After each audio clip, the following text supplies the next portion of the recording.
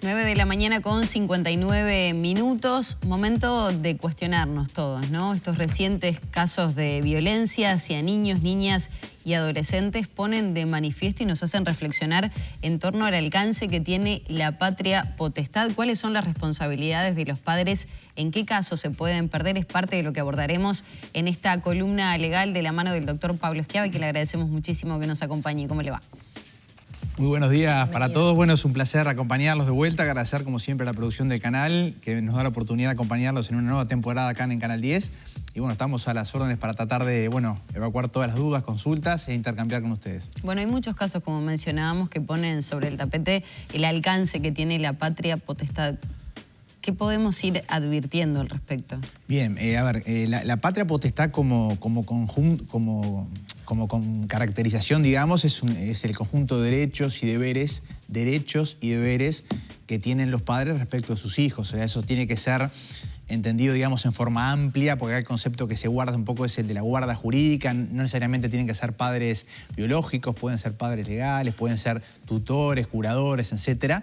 Y eso tiene una base en la propia Constitución. O sea, siempre está bueno analizar el derecho desde la Constitución de la República, y ahí tenemos, por ejemplo, el artículo 40 que habla que la familia es la base de la sociedad. O sea, en ese concepto madre de todo esto es donde se impone que el Estado tiene que velar por la salud, por el desarrollo de los niños y adolescentes, y eso tiene que ser, digamos, leído en concordancia la Constitución con el Código de la Niñez y Adolescencia, con toda la normativa que hay en el derecho de familia regulada en el Código Civil, y para los casos de incumplimiento o violación de esos deberes, el Código Penal uruguayo también tiene una serie de consagraciones penales que pueden terminar en eventuales delitos y en eventuales, digamos, formalizaciones y condenas a padres que incumplan con sus deberes. O sea que, ¿en qué caso se podría perder la patria potestad? Y bueno, ahí la fuente de todo esto es el Código Civil. El Código Civil dice, bueno, cuáles son los deberes de los padres con respecto a sus hijos, y ahí hay que hacer una precisión. O sea, esto no es solo que los padres tienen que velar, digamos, por la integridad física, moral, espiritual de los hijos, contribuir a su educación, o sea, lo que serían obligaciones positivas, sino también abarca toda la parte de administración de bienes. Recordemos que en nuestro país los menores hasta los 18 años no pueden administrar ningún tipo de bien, y ahí también eso sería obligación de los padres. Cuando los padres incumplen con sus deberes como padres, en sentido obviamente amplio, es donde eventualmente podríamos encuadrar esta situación dentro de el delito de omisión de los deberes de la patria potestad, que incluso está en un capítulo del Código Penal que habla de delitos contra las buenas costumbres y la familia. O sea, obviamente vuelve a traer el concepto de familia, un concepto que está en la Constitución, que está en el Código Civil, que está en el Código Penal, y ahí es donde eventualmente esos padres pueden ser sometidos a la justicia para ver si efectivamente incumplieron o no con sus deberes. Hay casos de ese tipo que lo podemos comentar, pero bueno, todo este tema que planteaba Magdalena al principio, obviamente, más allá de que acá nadie busca formalizar o poner presos padres, obviamente es un tema que está en debate cuando nos cuestionamos, por ejemplo, qué hacen determinados niños a determinadas horas, en determinados lugares, porque obviamente la primer responsabilidad y la primer contención de todo esto, o sea, más allá de lo que pueda hacer el Estado, el Ministerio Interior, lo que sea, es la familia, ¿no? O sea, ahí como que siempre fue esa primer contención que obviamente por distintas situaciones y por distintas complejidades, obviamente ese concepto de familia está un poco, no digo cuestionado, sino golpeado. Y estar expuesto a una situación de riesgo a un menor de edad podría suponer la pérdida de la patria potestad. Bueno, exactamente. Son muchísimas las situaciones que podrían poner en riesgo la patria potestad. Obviamente estos casos de niños baleados, casos también donde obviamente, lamentablemente, cada vez son más casos de abusos de niños por parte de familiares o tutores. Recuerden que ahí la patria potestad a veces, en su mayoría de veces, la tienen los propios padres, pero a veces los padres no están y es un abuelo que está a cargo de los niños y la patria potestad la ejerce el abuelo. Todos esos casos, obviamente, más allá del delito puntual, por ejemplo, en caso de abuso de menores, que son lamentablemente bastante frecuentes, más allá de la condena por el abuso, la justicia dispone la pérdida de la patria potestad. O sea, ahí es como una alternativa a lo que es. Y en el caso de los menores que han sido lamentablemente baleados por distintas situaciones, se ha cuestionado, más allá de... A ver, acá tampoco tenemos que ir por el lado punitivo, pero lo que sí se cuestiona es cuál es el rol de esos padres y cuál es el rol de esa familia que obviamente de haber estado en otra situación contenidos esos niños, capaz que no estaban donde estaban y después fueron lesionados o incluso muertos, ¿no? Ahora, el contexto muchas veces juega un rol fundamental, ¿no? A veces desconocemos determinadas situaciones que pueden atravesar de violencia. Una madre por parte del padre, el padre se puede llevar a un niño a exponerlo ante situaciones de violencia. ¿El sistema está preparado para indagar en esas situaciones también? Digo, ¿es fácil perder la patria potestad? Esa sería un poco la pregunta.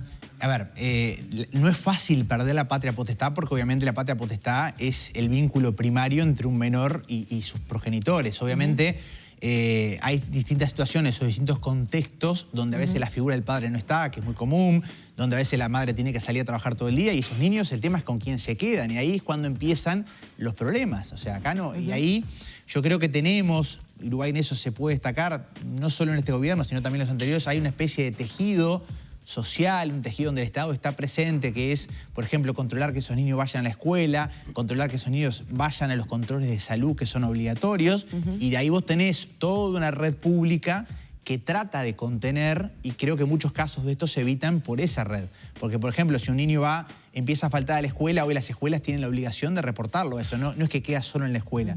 Si un niño no va a los controles médicos, o si va a los controles médicos, pero, por ejemplo, el médico, el pediatra tratante encuentra que ese niño tiene lesiones o algo, hoy tiene obligación de denunciarlo. Entonces ahí es cuando empieza a funcionar, digamos, todo ese aparato estatal que busca contener situaciones críticas o complejas, pero obviamente, y perdón, o sea, esto no lo pensemos solo para quizás contextos más vulnerables, o sea, esto pasa en toda la familia, o sea, porque a veces nosotros decimos, esto pasó en determinados barrios, lo que pasa es que no tomamos necesariamente. como disparador. Capaz que de los que nos enteramos, sí, pero ojo que, por ejemplo, en el ejercicio profesional hemos visto de todo y no solo es contexto vulnerable sinónimo de estas situaciones. Y teniendo en cuenta la realidad jurídica a la que día a día ustedes se someten, y capaz que es un dato que puede ser hasta sociológicamente, ¿ustedes están advirtiendo que se ha dado un incremento o no de casos de pérdida de patria potestad?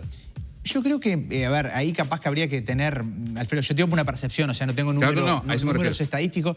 Creo que siempre el promedio se mantiene. Se mantiene, o sea, a ver, para un juez también tomar la decisión de quitarle la patria potestad a sus padres es una decisión muy compleja. Obviamente el juez está para cumplir el derecho, pero no es una decisión fácil. O sea, tiene que ser algo muy, muy grave lo que está pasando. Sin embargo, el INAU habla de cifras incluso de lista de espera para ingresar, institucionalizar a esos menores. Por eso tal vez la sensación es que o se está constatando más a través de un sistema que es más garantista para los menores y que, bueno, finalmente se opta porque estén bajo la órbita del INAU, el cuidado del INAU, porque es preferible antes que estén con esos adultos referentes. También al INAU a veces que llegan muchos niños que han sido abandonados, o sea, pero ahí es que ni siquiera estamos en la hipótesis de pérdida porque en sí, teóricamente nunca tuvieron la patria potestad porque nunca hicieron cargo de los hijos. O sea, son situaciones diferentes. Yo creo que los casos, o por lo menos los que yo he tomado conocimiento de más, donde los jueces sí no dudan ni un segundo, son casos que llegan por otro delito y que además de la condena por ese delito terminan perdiendo la patria potestad, que es el caso de todo el tema de abuso de menores, todo eso, donde obviamente por lo general la mayoría de esos casos tienen lugar en el núcleo familiar. ¿Qué pasa cuando es un adolescente, por ejemplo, un chiquilín de 12, 13 años que comete un hecho delictivo? Bueno, ahí... Con la patria potestad, ¿qué pasa? En teoría la patria potestad en situaciones de normalidad va hasta los 18 años, o sea que ahí siguen siendo responsables los padres. Ese es otro tema que también ha habido, donde, bueno, tuvimos la semana pasada la primera condena por un femicidio en un menor de edad, con todo lo que se implicó, incluso le habíamos dedicado una columna acá en Arriba Gente. Que se le dio la pena máxima, ¿no? Que se le dio la pena máxima posible para lo que es ese derecho penal infantil, una pena que en principio, ¿se acuerdan que era de 5 años máximo? Después con la luz se subió a 10 y está todo el tema del debate, bueno, hasta dónde, pero no vamos a entrar en ese tema hoy, pero ahí también, o sea, los padres hasta los 18, el niño sigue siendo, entre comillas, menor. Obviamente el Código de la Niñez y Adolescencia distingue entre niños y adolescentes, pero la mayoría de edad hoy en Uruguay se cumple a partir de los 18. ¿Qué pasa con cuán exigido está el sistema, ¿no? Y lo digo globalmente, en el incremento de situaciones que aparecen, que son relativamente nuevas, como este caso de los niños baleados, pero también en flexibilización de conceptos como el modelo de familia que viene cambiando, bueno, diferentes aspectos. ¿Cuán exigido está el sistema? ¿Cuánto obliga a reinterpretar, por ejemplo, la Constitución, como tú decías? Sí, a ver, el sistema, Lorena, está muy exigido, y ahí es donde yo creo que el Estado hay que seguir fortaleciendo todo ese músculo, digamos, social, porque a veces hay situaciones como si yo aplico el código. Bárbaro, la madre va presa, o el padre, ¿no? Por violación de los deberes de la patria potestad. Ahora, ¿esos niños con quién quedan? ¿Quién se hace cargo de esos niños? O sea, ahí si vos no tenés un aparato estatal público, y quedan en la calle. Porque a veces en situaciones muy complejas o muy vulnerables, no es fácil decir, bueno, bárbaro, la mamá perdió la patria potestad y quedan con el padre, pero capaz que el padre nunca estuvo. Y ahí, si no hay un abuelo, no hay un tío, esos niños van al INAU. O sea, tampoco es fácil. O sea, por eso también los jueces en estos casos también a veces tienen que hacer un poco de equilibrio en el sentido de decir, bueno, tienen que aplicar la ley, pero obviamente hoy cuando aplicamos la ley no puede ser aplico la ley duro, digamos, sino que tengo que valorar toda una serie de situaciones, porque si es responsable por parte de un juez quitarle la patria potestad y dejar a esos niños a la deriva, pues es así. Ahora, o sea, ¿se puede suspender la patria potestad y recuperar? Sí, la suspensión es más bien transitoria. O sea, la pérdida es definitiva y la suspensión es transitoria. ¿Y cuál es el límite allí? Y ahí, por lo general, el límite, Magdalena, depende de la gravedad de los hechos que el juez tiene sobre su bandeja, sobre su escritorio a la hora de decidir.